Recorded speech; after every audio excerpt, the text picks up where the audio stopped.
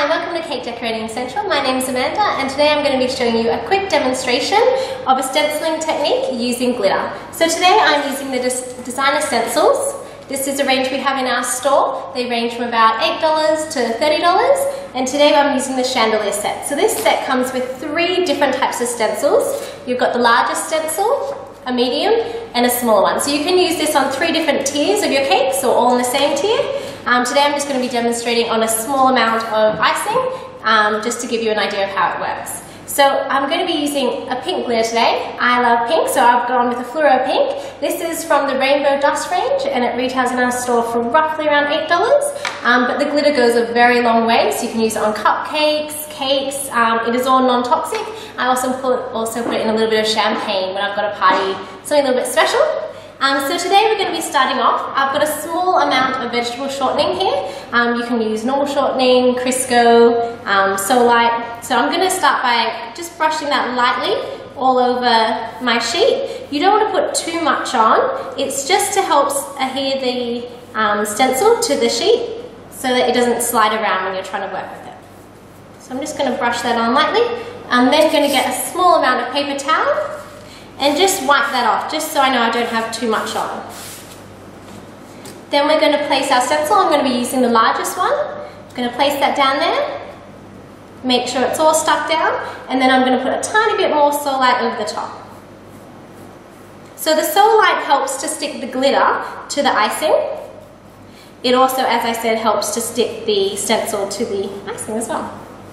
So I'm going to brush that on there, and once again just dust that off just a little bit. Okay, then we're going to get our glitter. So you just want to be very sparing when you sprinkle this on. You can always tip the rest off back into your little pot. Okay, so you want to put that on like that, and then we're going to be using our fingers to gently rub that into all the gaps. And you'll be able to see when you start rubbing, because it will start to stand out a little bit more, and you'll start to be able to see the design coming through.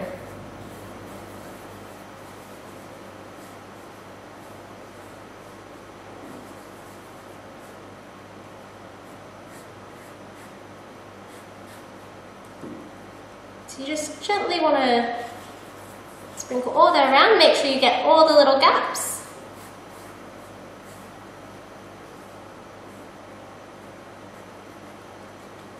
Stencils have become very popular lately. You can do all sorts of different things with them. You can use raw icing, luster dust, you can use airbrush machines. They become very effective. You can use them as a guide for piping. So this is just one of the techniques you can use.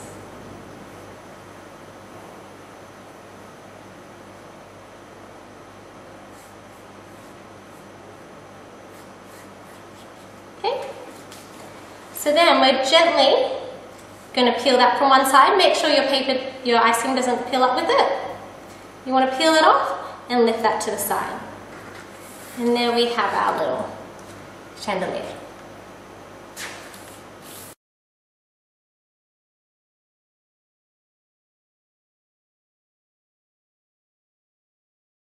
Next, I'm going to show you a quick demonstration on how we're going to apply the glitter stencil to the side of a cake. So I'm just using a foam dummy for the moment, and I've popped the stencil on the side here and I'm sticking it down with a little bit of masking tape. The reason we use masking tape is because it doesn't affect the fondant when we peel it off. If you use a sticky tape, you might kind of rip the fondant when you're trying to peel it off. Now the stencil itself, I've cut down a little bit to fit the cake tier properly. So what you would do is you'd hold your stencil up to the side of the cake, measure roughly, and then just trim along the bottom. You can use a sharp pair of scissors or a sharp scalpel and a ruler just to trim that off, either side if required, and then you'd fit on there. Clearly this wouldn't fit on there. So I've gone with the smaller size. So I've applied a small amount of Solite to my cake, and then I've popped my stencil over the top, and once again we're going to put a little bit of Solite once again. So I'm just going to stand up.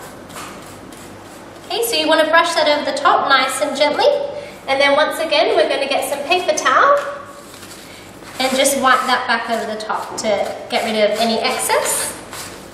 And then we're going to use our glitter. So I'm using the same glitter, and we've just got a little bristle brush. Now it's quite soft, but it's quite bristly as well at the same time, so it's firm enough to help the glitter to stick on.